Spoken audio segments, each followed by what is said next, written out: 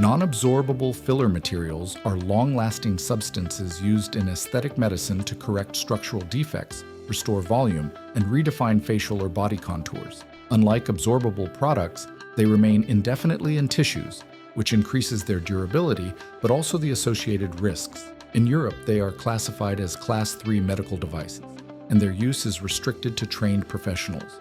In Spain, Royal Decree 1591/2009 regulates their application under the manufacturer's indications. The FDA has expressly banned the aesthetic use of liquid silicone due to its potential to cause necrosis, embolisms, or even death.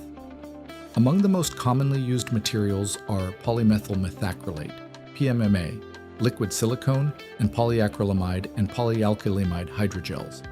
They are applied with fine needles or cannulas in subdermal planes, adjusting the technique according to the type of defect.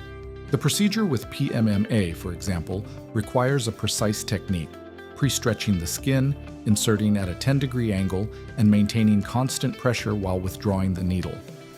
Technical errors can lead to granulomas, abscesses, immune reactions, or even serious systemic complications. Although they have been used to treat lipodystrophies, deep folds, or severe volume loss, their use has declined due to the frequency of adverse effects. Polyacrylamide hydrogel, for example, can cause granulomatous reactions even years after its application. A serious complication is iatrogenic allogenesis, which can present with necrosis, fibrosis, material displacement, and systemic symptoms such as fever, pain, or general malaise, even decades after treatment. Clinical management is complex and requires experience.